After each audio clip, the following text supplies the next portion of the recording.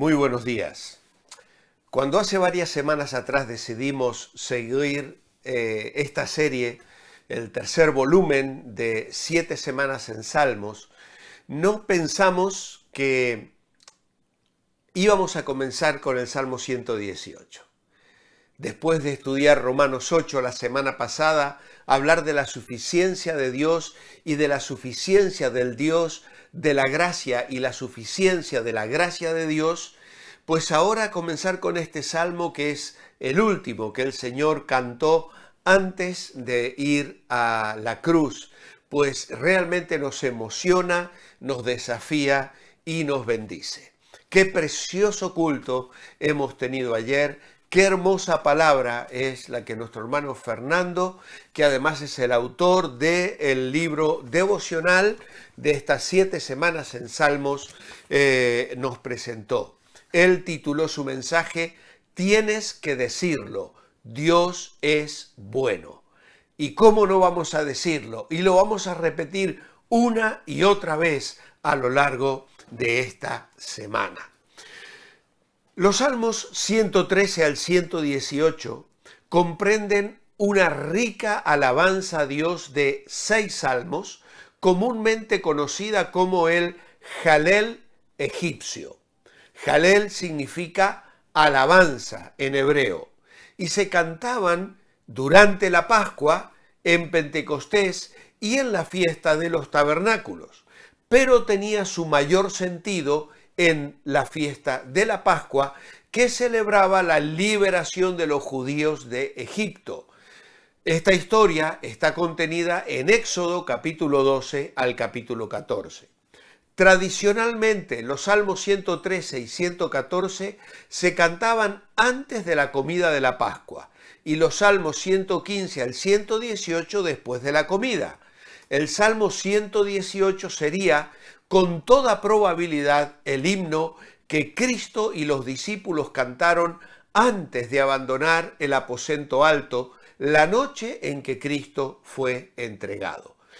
Lo puedes comprobar en Mateo capítulo 26, versículo 30, y en Marcos capítulo 14 y versículo 26 dice, cuando hubieron cantado el himno, salieron al monte de los olivos.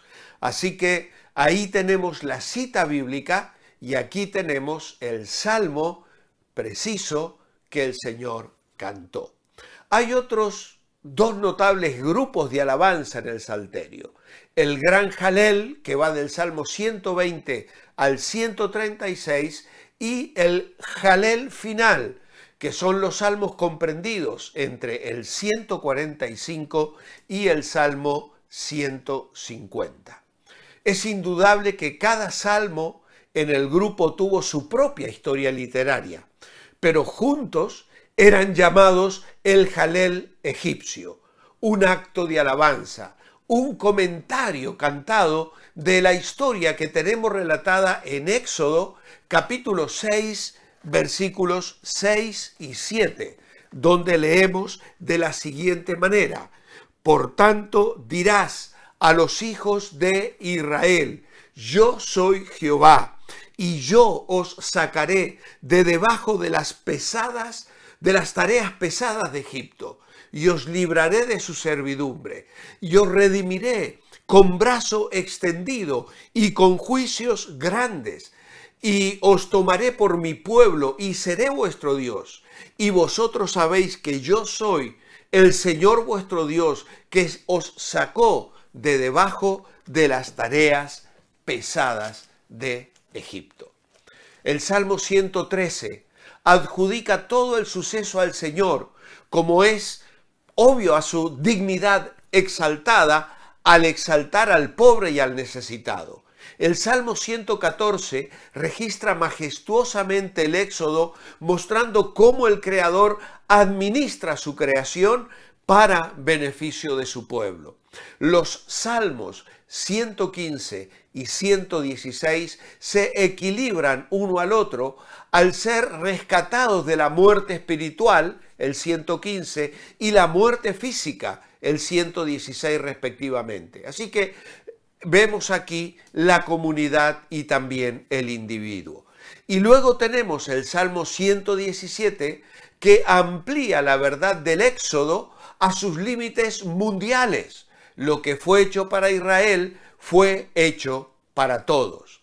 Por último, el Salmo 118 nos permite unirnos a la gran procesión que pasa por las puertas hasta la presencia del Dios mismo. Llama la atención que este Salmo 118 está entre el Salmo más corto y el Salmo más largo. El Salmo 17 es el Salmo más breve y el Salmo 119 es el Salmo más extenso. Pero también hay otra curiosidad, y es que si tú buscas el centro de la Biblia en cuanto a la dimensión de palabras divididas en capítulos y en versículos, encontraríamos que el corazón, el centro preciso de la Biblia es el versículo 8 y 9 del Salmo 118.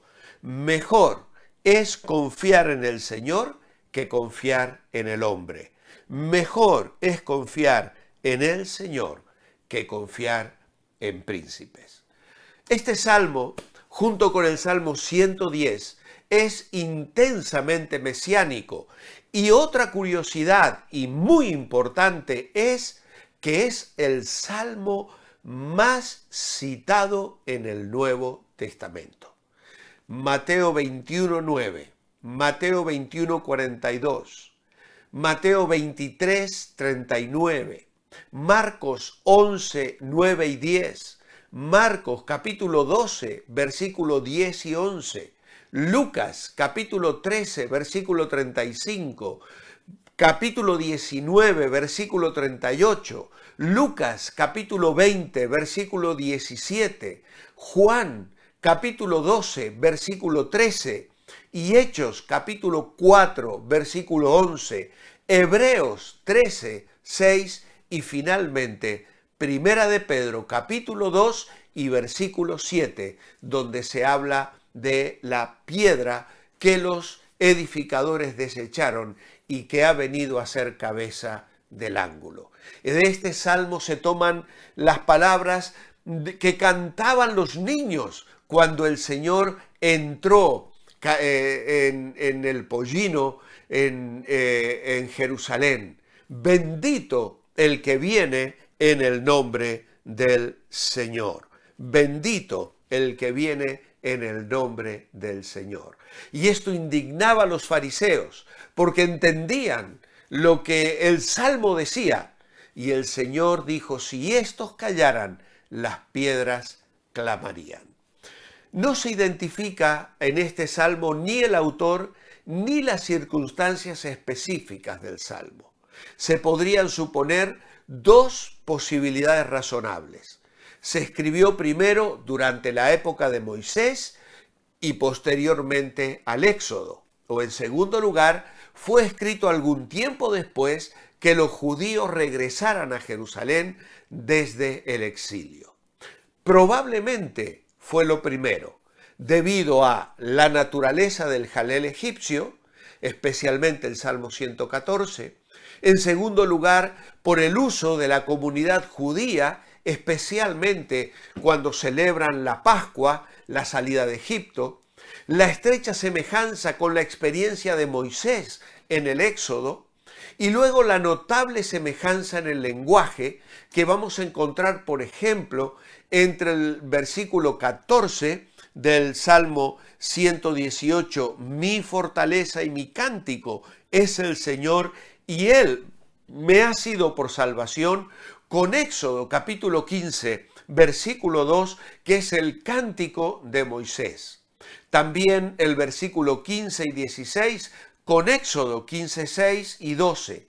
El Salmo 118, el versículo 28, con Éxodo 15, 2.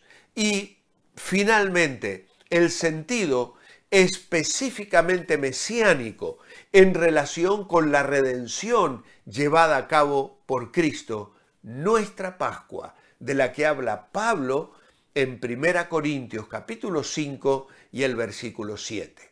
Por lo tanto, parece razonable proponer que Moisés posiblemente escribió este hermoso salmo para contemplar con adoración la Pascua histórica y para mirar adelante con maravilla a la Pascua espiritual en Cristo. Ayer nos decía Prou que hay un montón de cuadros en el Salmo 118 y hay quienes lo dividen en 3 apartados. Primeramente, la partida, versículos 1 al 4. En segundo lugar, la jornada, el versículos 5 al 18. Y finalmente, el arribo, versículos 19 al 29.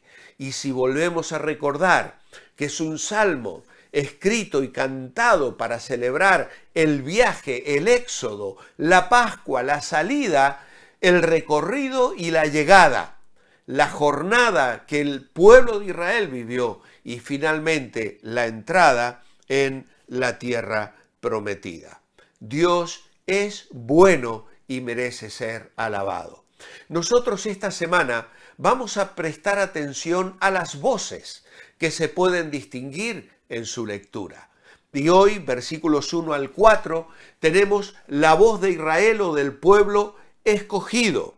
Dice: alabad al Señor porque Él es bueno, porque para siempre es su misericordia.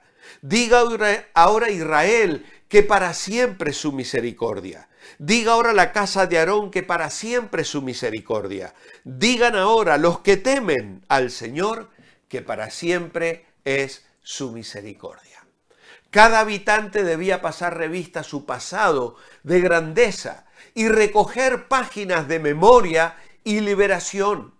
Cada fiesta es un recuerdo, cada lugar una historia, cada hogar un testimonio que debían pasar de padres a hijos de la misericordia de Dios. Misericordia para perdonar. Un pueblo que experimentó en el desierto la misericordia de Dios, en la conquista, durante los años de los jueces, bajo la monarquía, al regreso de la cautividad. Tenemos las oraciones de Esdras, Nehemías y Daniel. Obviamente, un pueblo que había experimentado la misericordia, pero también una misericordia para llevar, para ser llevados, protegidos, como Dios se lo dice en Éxodo capítulo 19 y versículo 4, donde dice: vosotros visteis lo que hice a los egipcios y cómo os tomé sobre alas de las águilas y os he traído a mí.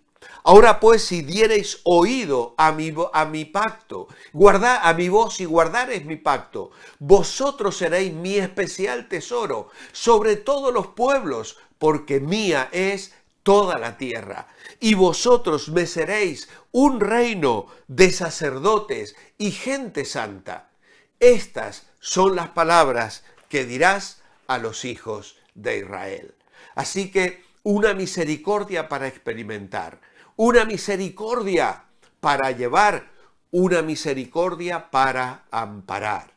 En Ruth capítulo 2 versículo 12 dice: Dios nos protege como nosotros protegemos las niñas de nuestros ojos. No debemos decir que nos ha faltado la protección de Dios porque tengamos problemas. La protección de Dios tiene propósitos mucho más grandes que ayudarnos a evitar el sufrimiento. Quiere hacernos mejores siervos suyos. Dios nos protege también, guiándonos en medio de circunstancias difíciles, no solo ayudándonos a escapar de ellas. Refugiarnos en Dios es confiar en Dios, es tener comunión con Dios, es descansar en Dios. Dígalo Israel, dígalo la casa de Aarón, díganlo los que temen al Señor, que para siempre es su misericordia. Mi oración escrita esta mañana es: amado Padre, hoy estamos muy emocionados al meditar en este salmo que Jesús cantó aquella última noche antes de enfrentar la cruz. Que su ejemplo de fe y confianza nos apremie a decir también: alabad al Señor, porque Él es bueno, porque para siempre es su misericordia. En tu nombre. Amén. Os espero mañana. Mientras tanto, manteneos bendecibles.